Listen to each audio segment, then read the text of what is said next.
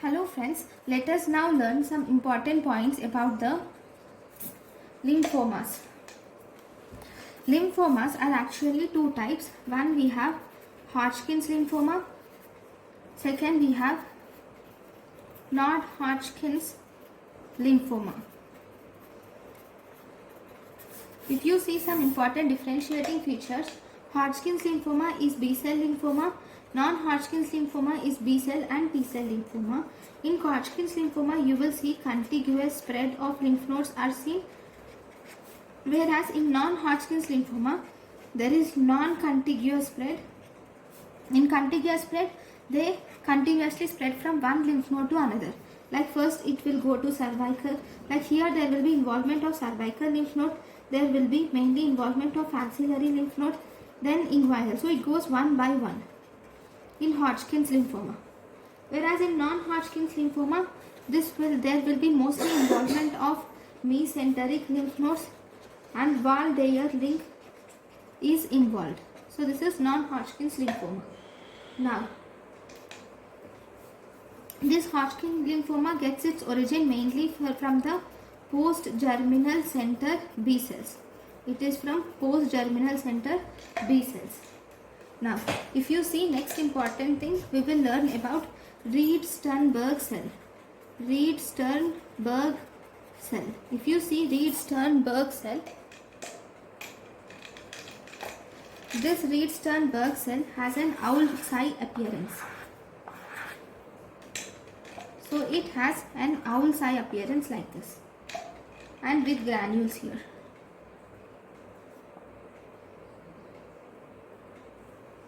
So how does this look?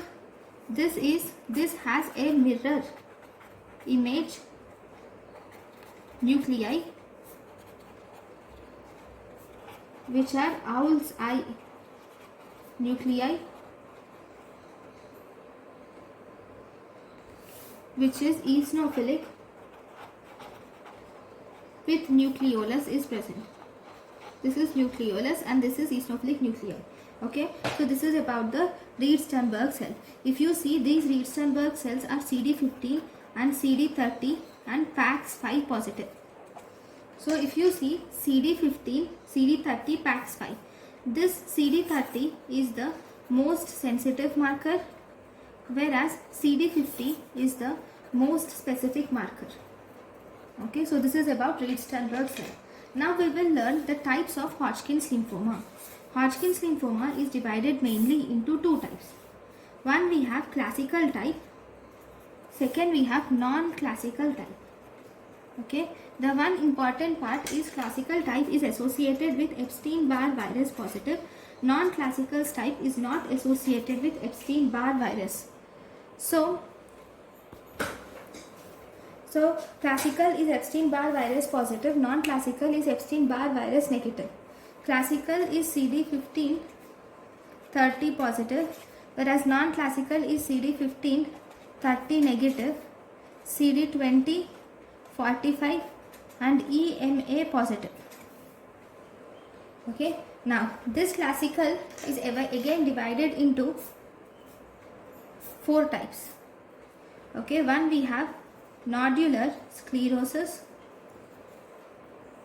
Second, we have mixed cellularity, nodular sclerosis, mixed cellularity. Then we have lymphocyte rich,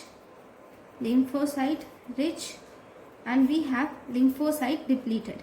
Lymphocyte rich and lymphocyte depleted. So these are the classical. So if you see the differences, we will see here. Nodular sclerosis is most commonly seen in the world, whereas mixed sclerosis is most common in India. Nodular sclerosis, males is equal to females, whereas mixed sclerosis most commonly in the males. Males is equal to females. Then in nodular sclerosis, there will be involvement of mediastinal mass.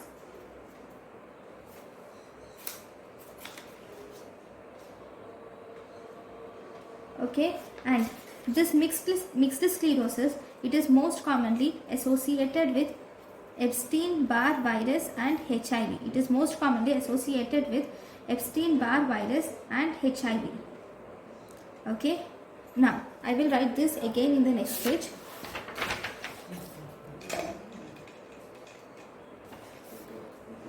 So this is nodular sclerosis. Then we have mixed cellularity, lymphocyte rich. Then we have lymphocyte depleted. Then we have non-classical, or we can also call this as nodular lymphocyte predominant. This is nodular lymphocyte predominant. Okay, so this nodular sclerosis is most common in the world, whereas mixed sclerosis is most common in India. If you see the Hodgkin, if you see Reedsternburg cell, nodular sclerosis is associated with lacunar type of Reedsternburg cell, whereas mixed cellularity is associated with classical Reedsternburg cell. Lymphocyte rich is associated with monocytic Reedsternburg cell. Lymphocyte depleted is associated with, it is immunodeficient. So as a result, it is associated with mummified Reedsternburg cell. Okay, so these are the Reedsternburg cells which are associated with nodular sclerosis, with Hodgkin's lymphoma. Now, which is best prognosis? This nodular predominant has best prognosis, whereas lymphocyte depleted has worst prognosis. This has pairs or very less scarce Reedsternburg cells are present. Okay, so these Reedsternburg cells are very less in this. Okay, so this is about the important differences, and this is worst prognosis, this is best prognosis. Now, if you see this nodular sclerosis variety, this nodular lymphocyte predominant will have popcorn cells or L and H cells or B lymphocytes. Okay.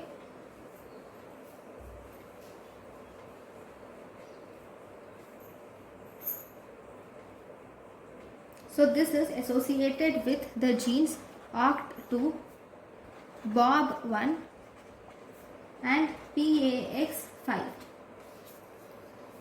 Okay. Now one more important thing is in nodular sclerosis. In nodular sclerosis, this contains, if this is the slide, this contains many nodules with collagen fibers in between. These are the different nodules with collagen fibers in between. These collagen fibers which are present in between, they are birefringent in polarizing microscopy. They look birefringent in polarizing microscopy.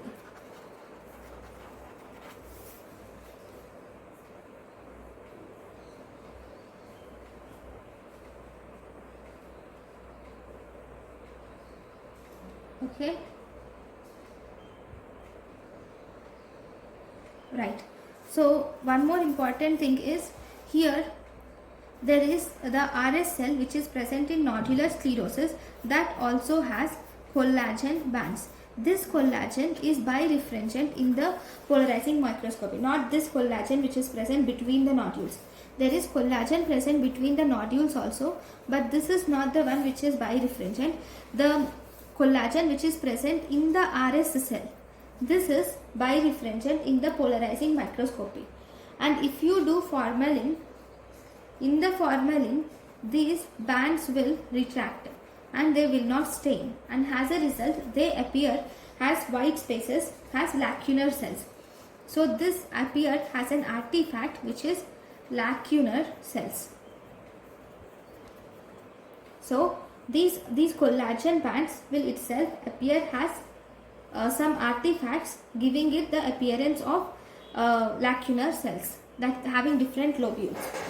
Okay, so this is about the nodular sclerosis. Next, So these lacunar cells, if you see, these can be identified mainly by biopsy. These can be identified by biopsy, and they are not identified by FNAC. They are not identified by FNAC. Okay, so this is one important thing about nodular sclerosis. Then if you see about the mixed cellularity, in mixed cellularity you will see presence of interleukin 4 and interleukin 5 also. There are eosinophils will be seen in the mixed cellularity, and you will also see presence of lymphocytes in mixed cellularity. Okay, in mixed cellularity you will see interleukin 4 and interleukin 5 is increased, and interleukin 5 has eosinophils are also seen. This interleukin 5 will activate eosinophils. So in mixed cellularity you will see all the other cells also, including interleukin 4 and 5. And in the lymphocyte rich or predominant variety, here you will see presence of lots of T cells are seen in the lymphocyte rich. Lots of T cells are seen in lymphocyte rich. So these are the important points about the Hodgkin's lymphoma. Thank you for watching.